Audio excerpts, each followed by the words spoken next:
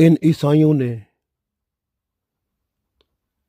अल्लाह का शरीक बनाया, रहबानियत इख्तियार की, औरतों से किनारा कशी इख्तियार की।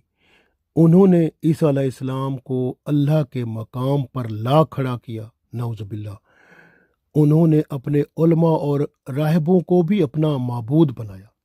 आप देखें ना, सूरह तौबा की आयत नंबर 31 में अल्लाह ताला इरशाद फरमाता है, औज़ु बिल्लाहि मिनश शैतानिर रजीम, इत्तखज़ू अहबारहुम व रुहबानहुम अरबाबम मिन दूनिल्लाह वल मसीहा मसीह इब्न मरियम।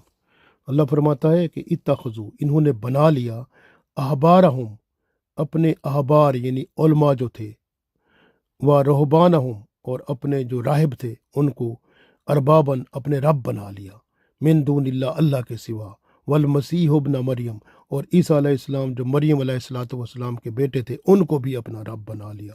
वमा उमिरू, अल्लाह फरमाता है वमा उमिरू, और उन्हें इसका हुक्म नहीं दिया गया था, इल्ला, मगर ये हुक्म था, ले याबुदू इलाहुम वाहिदा, मगर ये हुक्म था कि आप इबादत करो, इलाहन, उस वाहिद इलाहा की, वाहिद जो अल्लाह है, माबूद बरहक है, उसकी इबादत करो, ये हुक्म था। ला इलाहा इल्लहू, जिसके सिवा कोई इबादत के लायक नहीं है। सुबहानहू, अल्लाह पाक है, अम्मा युशरिकून, जिसका ये शिरक करते हैं। यानी अल्लाह ताला ने इनको शिरक का नहीं कहा था, इनको तो कहा था कि आप इबादत करो अल्लाह की जो एक है। लेकिन इन्होंने ये अपने उलमा को भी अपना रब बना लिया, और जो राहिब थे उनको भी, जिस तरह ये आलिम होते हैं दीन, आलिम दीन को भी रब बना लिया, और जो वली, जैसे हम कहते हैं वली अल्लाह या पीर साहबान इधर होते हैं, उनको भी, यानी इस तरह के राहिब का मतलब वो समझ लें पीर साहबान जैसे होते हैं, तो उनको भी अपना रब बना लिया। और ये जो है ईसा अलैहिस्सलाम को भी अपना रब बना बैठे। तो ये इस तरह के लोग थे, जबकि अल्लाह ताला ने इनको ये कहा था कि इल्ला ले याबुदू इलाहु वाहिद, कि आपने इबादत करनी है किसकी, एक वाहिद अल्लाह की जो इबादत के लायक है। लेकिन इन्होंने अपनी मर्जी की। इसी तरह से अगर यहूदियों को देखें तो उन्होंने हज़रत ईसा अलैहिस्सलाम को नाजायज़ बच्चा करार दे दिया, और ईसा अलैहिस्सलाम जब 30 साल की उम्र में बहुक्म इलाही तबलीग दीन शुरू फरमाई, तो वही यहूदी ईसा अलैहिस्सलाम के दुश्मन बन गए।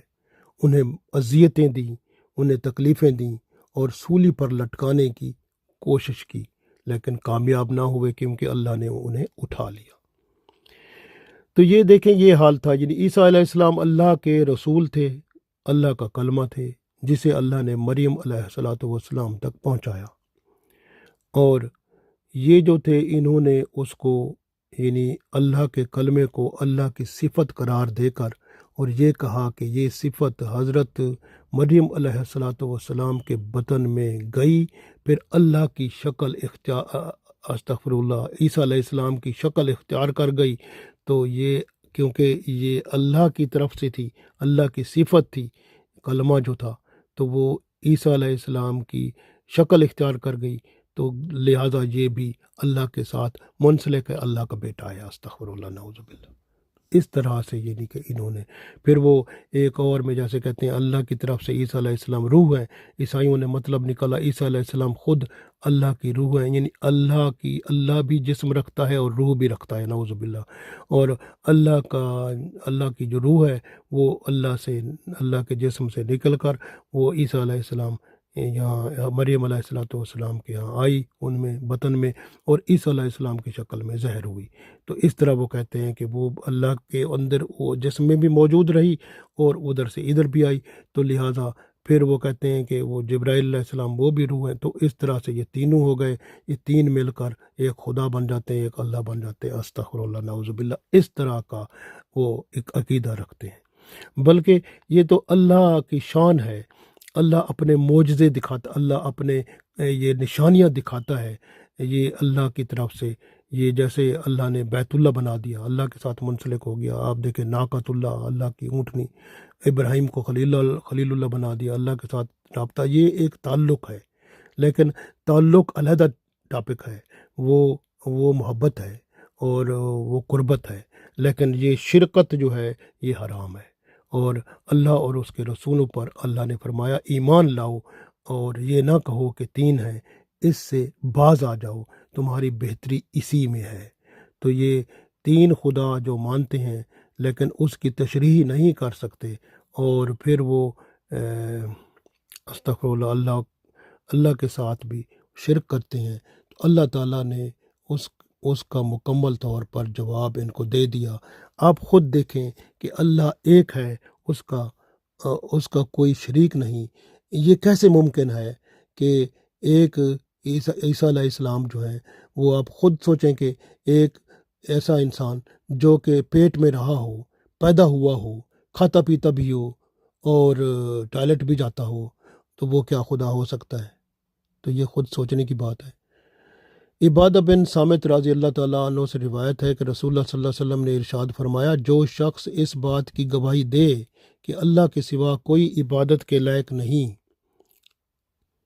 وہ واحد ہے، اس کا کوئی شریک نہیں، اور محمد صلی اللہ علیہ وسلم اس کے بندے اور اس کے رسول ہیں، اور عیسیٰ علیہ السلام اللہ کے بندے اور اس کے رسول ہیں، اور وہ اس کا کلمہ ہے جو اس نے مریم علیہ السلام کی طرف بھیجا تھا، اور اس کی طرف سے ایک روح ہے، اور کہے کہ جنت بھی حق ہے، جہنم بھی حق ہے، تو اللہ تعالیٰ اسے جنت میں ضرور داخل فرما دے گا، خواہ وہ کیسا ہی عمل کرتا ہو۔ یہ بخاری شریف میں حدیث موجود ہے۔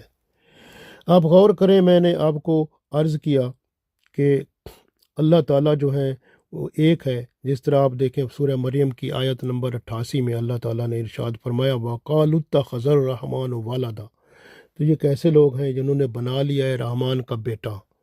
تو یہ ایسے لوگ ہیں انہوں نے رحمان کا بیٹا بنا دیا، اور یہ جو ہے اللہ فرماتا ہے لَقَدْ جِئْتُمْ شَيْئًا إِدًّا، یہ کیسی بری بات ہے جو زبان پر یہ لوگ لاتے ہیں، تو اس طرح کا ظلم کرتے ہیں یہ لوگ، تو اللہ تعالیٰ ان پر یہ فرماتا ہے۔ اسی طرح سے آپ عیسیٰ علیہ السلام کے بارے میں نے آپ کو بتایا کہ یہ اللہ تعالیٰ نے ارشاد فرما دیا کہ آپ ان کے بارے میں تغلو، یعنی آپ غلو نہ کرو، بلکہ اللہ تعالیٰ نے ارشاد فرمایا، کیا ارشاد فرمایا اللہ تعالیٰ نے ارشاد فرمایا یا اہل الکتاب، اے اہل کتاب، لا تغلو فی دینکم، دین میں آپ غلو نہ کرو، ولا تقولوا علی اللہ الا الحق، مگر حق کے سوا اللہ کے بارے میں کوئی اور بات نہ کرو۔ انما المسیح عیسیٰ ابن مریم، مسیح جو عیسیٰ علیہ السلام مریم کے بیٹے ہیں، وہ رسول اللہ کے رسول ہیں، وکلماتہ، اور اللہ کا کلمہ ہے۔ القاہا الی مریم، جسے اللہ تعالیٰ نے مریم علیہ السلام کی طرف القا کیا تھا، بھیجا تھا، وروح منہ، اور اللہ کی طرف سے ایک روح ہے، فآمنوا باللہ ورسلہ، پس تم ایمان لے آؤ اللہ پر اور اس کے رسولوں پر۔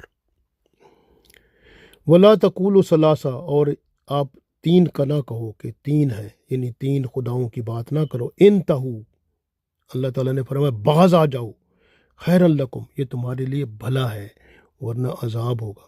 انما اللہ الہ واحد، بے شک اللہ جو ہے وہ ایک الہ ہے جو عبادت کے لائق ہے، واحد، وہ ایک ہے، سبحانہ، وہ پاک ہے، ان یکون لہ ولد، کہ اس کے ساتھ کوئی بیٹا ہو یا اس کی کوئی اولاد ہو، اس سے وہ پاک ہے۔ لہ ما فی السماوات و ما فی الارض، اسی کی زمین ہے، اسی کی آسمان ہے، یہ آسمانوں اور زمین کا سب مالک وہی ہے، یہ اسی کی ملکیت ہے۔ وکفا باللہ وکیلا، اور وہی کافی ہے وکیل، یعنی تمام کارخانہ قدرت کو چلانے والا وہی اللہ ہے۔ تو سورہ انعام کی آیت نمبر 101 میں اللہ تعالیٰ ارشاد فرماتا ہے بدیع السماوات والارض، وہ ہر نئی چیز کو بنانے والا ہے، آسمان ہوں، زمین ہوں۔ ان یکون لہ ولد، اس کی کیسے اولاد ہو سکتی ہے؟ ولم تکن لہ صاحبہ، کہ اس کی تو بیوی نہیں ہے۔ وخلق کل شیء، اور اس نے ہر چیز کو پیدا کیا۔ وہو بکل شیء علیم، اور وہ ہر چیز کو جاننے والا ہے، سب اس کو پتہ ہے۔ تو اللہ تعالیٰ عظمت والا ہے، عظیم ہے، واحد ہے، ایک ہے۔